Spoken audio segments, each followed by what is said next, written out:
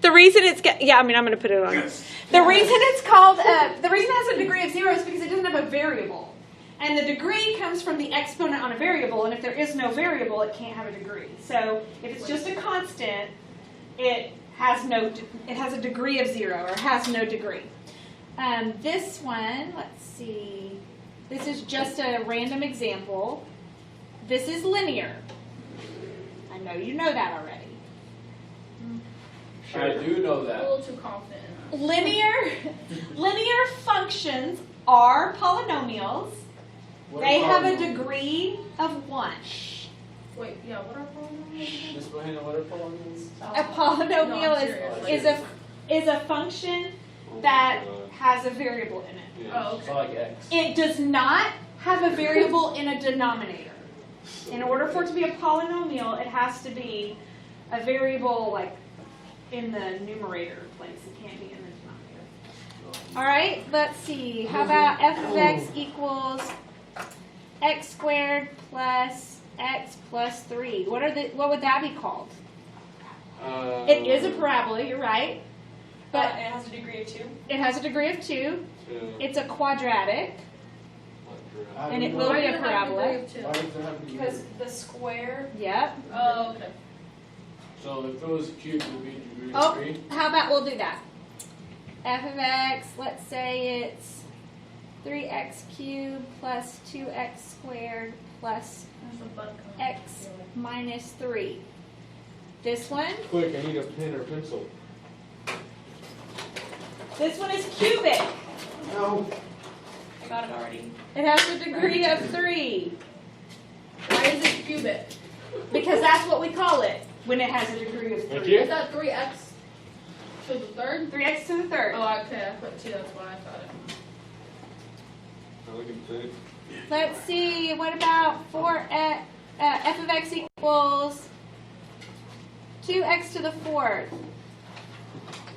plus 3x cubed plus x squared plus x plus 1. This one? Whatever 4 is. Quartic. Quartic. Degree of 4. Do you have to know that? I have no Yep. idea what's happening right How do you spell that? Q-U-A-R-T-I-C. I was thinking C. now. Oh, never mind. I get it. Quartic as in quart, like 4 quarts in a gallon. Quarters, 4 quarters in a dollar. Quarter means 4. It's the highest exponent. The highest exponent is the degree. The next one up, I don't have room to write, but if it's to the 5th power, it's quintic, like quintuplets. Quint means 5, and it has a degree of 5. After that, they don't have fancy names, but if it has the highest exponent as a 6, we would just say it's a polynomial to the degree of 6. Specifically today, we are going to talk about quadratics. Question, Miss Bohanna. Yes. Why do we need to know the degree? You'll see in a couple of days. Days? I want to forget. In a couple of days. Oh, no, you won't. You say that. You won't be able to because after today, that degree thing is going to matter a lot. I mean, I can tell you right now, the fundamental theorem of algebra says that whatever the degree of the polynomial is, that's how many solutions there are. Oh, So you got to know. 5 solutions to a problem? So we Yes. have to. Are we gonna have to solve all 5 solutions? We won't do any quintics, no. What about 4, 3, or Quartics, 6? yes, we will. Okay, I don't think we'll do any quintics, but I know we'll do quartics. Okay, so the general form of the quadratic equation, we've already done this. F of x equals ax squared plus bx plus c, where a, b, and c are all real numbers, and a does not equal 0. A can't be 0, because if a were 0, that means you wouldn't have an x squared anymore, right? Because 0 times anything is 0, so obviously the graph is called a parabola.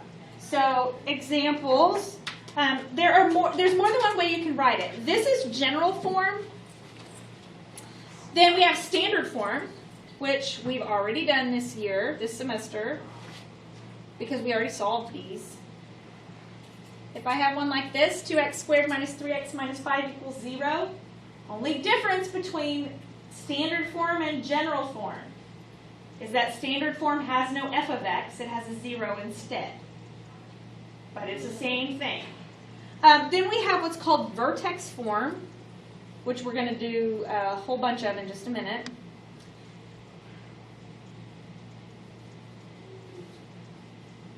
This is the form, and we actually looked at some of these already too. These are the forms that show us where transformations are, like how it's been shifted. Oh, is that just an example of one? Oh, okay. They just like told that I How are draw those from the the first same? equation. No, they're not even the same. They're not. This is just an example. Then we have just something that is just it's a quadratic in a parabola, but it's not in any specific form at all.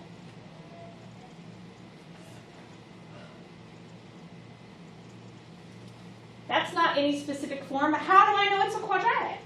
Because it's, It has all the plus Yeah. components. that. Right, because it has an x squared in it. It has an Yeah. x squared and an x. That tells me it's quadratic, even though it's not in the right form yet. I'd have to put it in the right form, depending on what I wanted to do. So does it only have to have the x and the x squared doesn't have to have a single number? It doesn't even have to have the x. It Okay. just has to have the x squared to be quadratic. So the first one's called standard, the second one's vertex? Yes. Okay. Okay, we've already done all of these. We have already solved quadratics. That was the chapter 1. You've done it before. We'll do a little bit more of it. We used zero factor property. That's when we factored things, set it equal to 0, and solved. We did square root property, where you take the square root of both sides. We did the quadratic formula. You know, the quadratic formula is negative b plus or minus the square root of b squared minus 4ac all over 2a. And then we did completing the square. And we redid completing the square when we did circles, and we're going to complete the square a little bit today too. So all of that stuff is kind of reviewed. We've also done the next part. We've already transformed functions. So you already know that this h inside of the inside the parentheses shifts it right and left. The k at the end moves it up and down, and the a in the front stretches or shrinks, and if it's negative, it flips it over. Yeah. So you already know all of that stuff. Actually, This formula is vertex formula. Just like with a circle, you can look at vertex formula, and like with a circle, we can find the center point just by looking if it's in the right form. If it's in vertex formula, you can find the dot that is the vertex from these two right here, the h and the k. Just like with circles, if it's coming out of the parentheses, you have to switch the sign, because x is a liar, right? So whatever's coming out of the parentheses, the sign will switch, but what's outside the parentheses, the sign stays the same. Miss Millennium, Yes. this is going to be so dumb. Vertex is The dot at the bottom. Okay, the bottom dot, alright. Or the top if it's upside down. Yeah. Okay, so the vertex of a parabola when the equation is in general form. So there's another way that you can find the